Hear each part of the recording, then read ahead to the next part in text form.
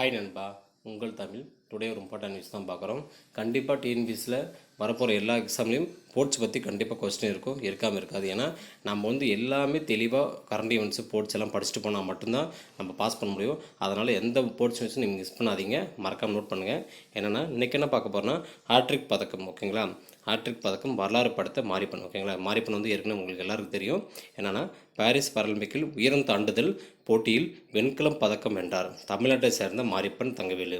1.85 metre உயரம் தாண்டி அஸ்தல். ஓகேங்களா, தமிழ்நாட்டை சேர்ந்த மாரிப்பன் தங்கவேலு எந்த மாவட்டம்னா சேலம் மாவட்டத்தில் அவர் இருக்கிறார். ஓகேங்களா, என்னென்னா 2016 தங்கம், 2020 வெள்ளி, 2024 வெண்கலம். ஓகேங்களா, தொடர்ந்து மூணு டைமே இவர் அதில் ஜெயிச்சிருக்காரு. அதனால தான் வரலாறு படிச்சிருக்காரு.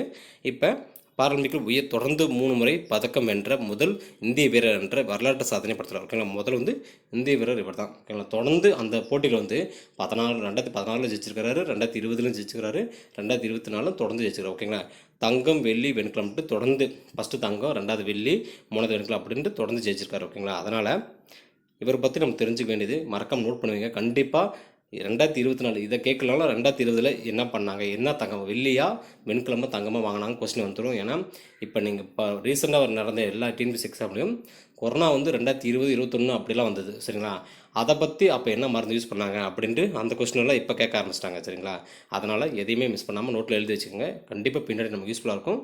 இந்த வீடியோ பிடிச்சா லைக் பண்ணுங்கள், சப்ஸ்கிரைப் பண்ணுங்கள், எல்லாருக்கும் ஷேர் பண்ணுங்கள். பாய் அன்பா, உங்கள் தமிழ்.